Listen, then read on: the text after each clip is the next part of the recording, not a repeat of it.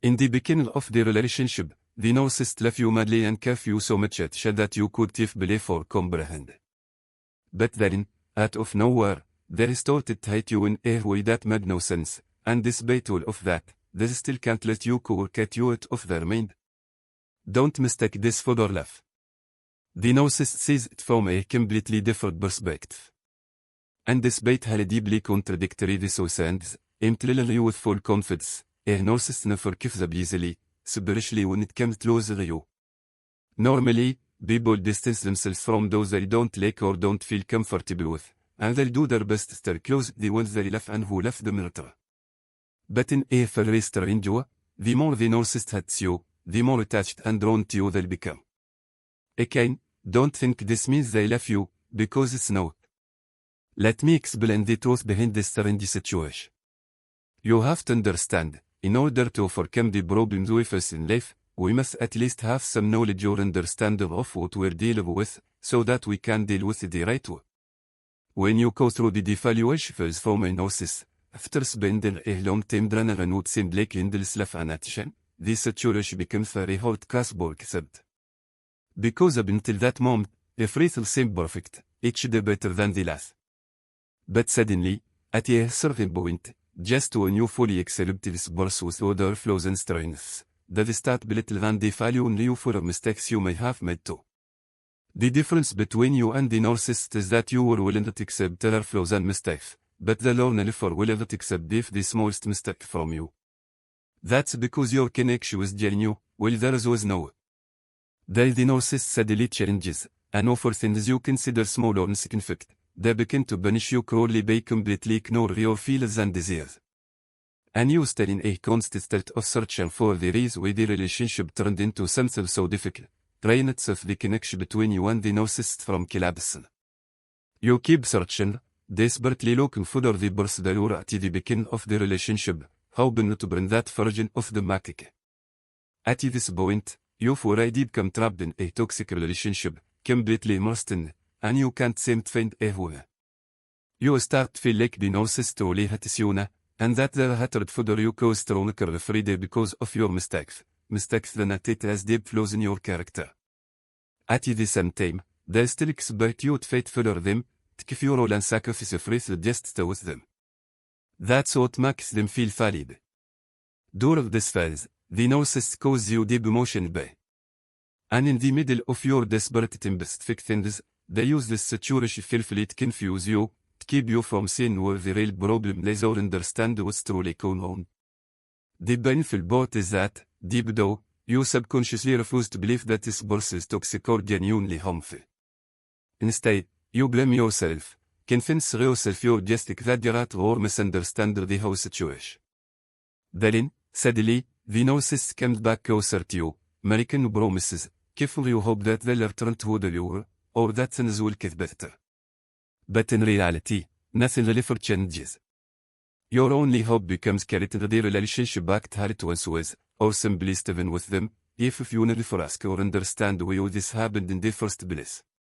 If though you went through terribly hard days, alone, blame yourself and crying over things that aren't your fault, suddenly, after all that suffer, the narcissist really bears in your life, promise once he can't change, be someone better, and give you everything you ever dreamed of. Keep in mind that what we're talking about doesn't happen just once. Unfortunately, you end up living through these defense over and over. Narcissistic abuse, as we've discussed, is a repeated and on-call sake. The events may change, but the pattern stays the same, and so does the outcome. Sadly, you should have questioned things the very first time you noticed the drastic shift, when the relationship suddenly changed from ideal toxic, from intense attention and care to complete neglect and abandonment. You should have stopped and asked yourself what happened instead of brushing it off. But unfortunately, the emotional attachment and bond with the narcissist are so strong that your mind refuses to believe that truly meant to rate you that way. Each time they'll come back, it kills worse than the time before, because of the free return. Your emotional attachment to the narcissist causes stronger care, while their hatred and mistreatment of you intensify. Every time, they'll become more convinced that you never live, that you can't live without them, and that they have total control over you. A narcissist seeks perfection and flawlessness. They want a relationship without any mistakes, if minor ones. But that's impossible, because no one is perfect and everyone has flaws. At the beginning of the relationship, the narcissist actually experiences this load of perfection. The relationship feels ideal and incredibly beautiful. But because of their disturbed mindset, which is constantly chasing untrainable perfection, the moment you make your first mistake, they'll punish you harshly, as if they'll never love you or even know you, no matter what you've given them. No relationship is 100% perfect. No person is 100% flawless. We all have imperfections, and this is completely normal. The closer and more connected we become to someone, the more likely small problem will raise due to difference in personalities or goals, and these things are very natural in healthy relationships. But the narcissist sees things very differently. To them, you're no longer the perfect version they wanted. They had the idealized, flawless image in their mind, a fantasy, where you, on the other hand, are just a normal human being, like everyone else, with natural flaws. Because of that, the narcissist feels disappointed. They realize they can't live with their fantasy of perfect love with you. And when they start seeing your natural, human flaws, their hatred for you deepens. What's even more dangerous is that, deep inside, the narcissist uses itself as a form of weakness, a serious vulnerability. If they ever truly fall in love, they'll believe it would put them in a position of weakness, and they simply cannot let themselves live with that kind of vulnerability. For the narcissist, love feels like an addiction, but in reality, it's more of an healthy attachment. Because the narcissist didn't grow up in a healthy or normal emotional environment, they see love through a distorted lens.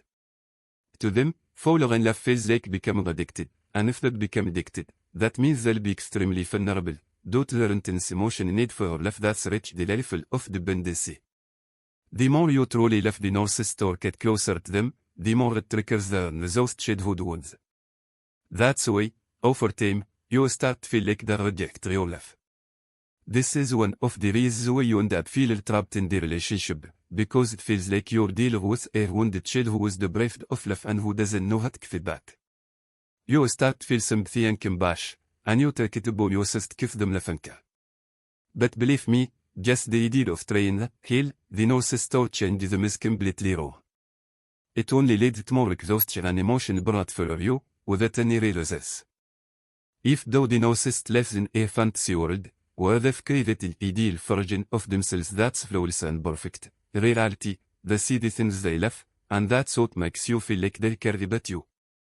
They see your pain, they know they're the cause of it, and yet they ignore it completely, show no empathy, and put the blame on you. The narcissist is fully aware of this pattern.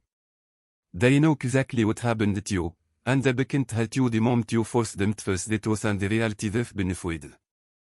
If though they have the power to change the situation or fix what happened, they don't even try. The narcissist needs someone to take responsibility for their mistakes, to be the brace for their actions, so they can escape without consequence. They need someone to glorify them, to make them feel important, and to put an extraordinary amount of effort to the relationship every time it fails, if though it's always failure because of them. Eventually, when their abuse goes too far and you finally have enough, when you bow and refuse to tolerate the mistreatment anymore, that's when you shatter their log. You become their biggest disappointment and deliver a devastator blow. Because deep down, the narcissist knows exactly what you meant to them. They know your qualities and your capabilities, and how perfectly you fulfill all their emotional needs and desires. That's why they can never fully accept the idea of losing you or little go of all their benefits. And that's exactly why the narcissist never truly gives up, no matter what happens. They remain convinced that you still belong to them, that you're still under their control, if the relationship has failed.